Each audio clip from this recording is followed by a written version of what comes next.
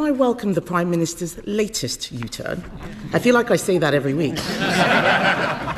The reason he U-turns all the time is because he is clueless. He is blowing around like a plastic bag in the wind, no sense of direction whatsoever. Waspy women, U-turn. The two-child benefit cap, U-turn. Grooming gangs inquiry, U-turn. The family farms tax, U-turn. We hope so. We hope so. I think that's going to be the next one, Mr. Speaker.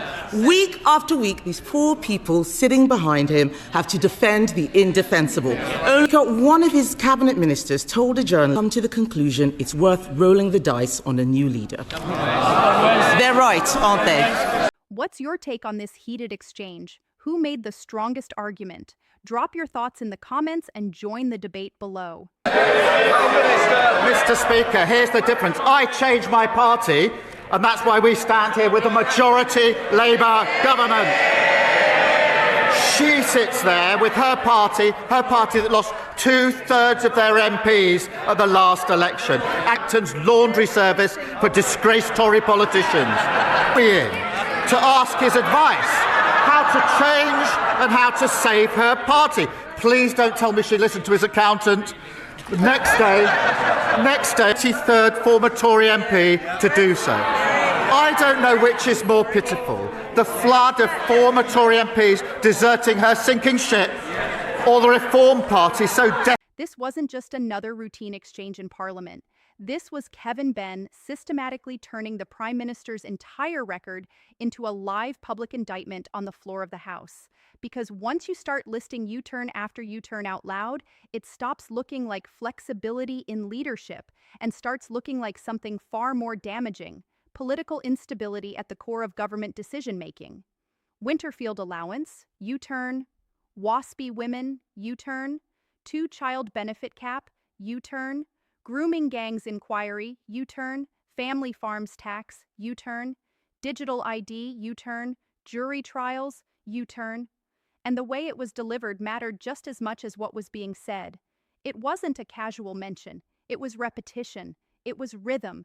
It was a deliberate stacking of reversals, one after another, until the pattern became impossible to ignore. Because that's the key point here. This is no longer about isolated policy changes. This is about consistency, or the complete lack of it. Benn didn't argue that one decision was wrong. He argued that the entire governing approach is reactive, a leadership style that doesn't set direction, but constantly shifts under pressure. And in politics, perception becomes reality faster than facts ever do. Every U-turn mentioned wasn't just a correction, it was framed as proof of weakness. A government that announces policy, defends it, faces backlash, then retreats, over and over again. And when that cycle repeats enough times in a public chamber like Parliament, it stops being policy management and starts becoming political exposure. Then came the escalation beyond policy, the suggestion that even inside the government itself, confidence is eroding. A cabinet minister reportedly saying they are so unpopular that it may be time to roll the dice on new leadership. That line changes the tone completely, because now this is no longer opposition commentary. This is internal doubt being publicly echoed in the House of Commons. And nothing undermines authority faster than the perception that your own side is questioning your survival. Benn used that moment to widen the attack even further. He shifted from policy instability to political instability, from government decisions to party structure, lost MPs, electoral losses, continued defections, a party struggling not just in Parliament, but in cohesion. The implication was clear. This is not a government that is simply facing opposition pressure. This is a government that is struggling to hold its own structure together under weight. And then came the contrast framing, the political comparison that sharpened everything. Benn referencing party shifts, election outcomes, and internal collapse wasn't random. It was structured to highlight one central idea.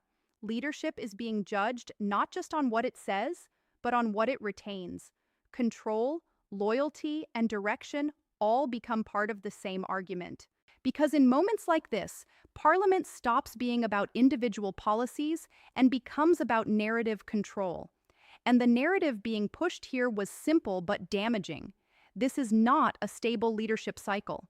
This is a leadership constantly forced into retreat, constantly reacting, constantly revising. What makes this kind of exchange powerful is not just the list of U-turns, it's the accumulation effect. One reversal can be explained, two can be defended. But when you reach double digits, repetition itself becomes evidence. The argument stops needing persuasion because the pattern begins to speak for itself. And that's exactly what Ben was doing, building a case not through one attack, but through volume. Each policy reversal stacking on the last, each example reinforcing the same conclusion, each reference tightening the pressure in the chamber. By the time the list was complete, the conclusion wasn't something he had to declare. It was something the audience had already started forming mentally.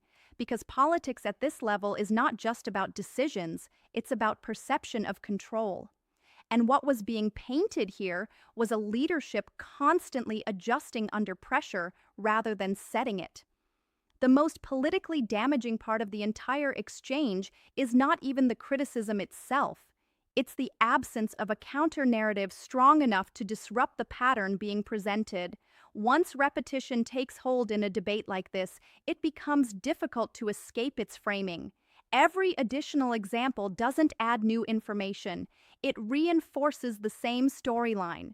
And that storyline, as constructed in this exchange, is one of constant reversal, internal doubt, and weakening political authority. Whether one agrees with it or not, that is the narrative that was placed on the record in Parliament. And in politics, once a narrative is established in a public chamber like that, it doesn't stay inside the chamber. It spreads. It gets repeated. It becomes the reference point for everything that follows. And that is why this exchange matters. Not because of a single line, but because of the pattern it attempted to permanently define.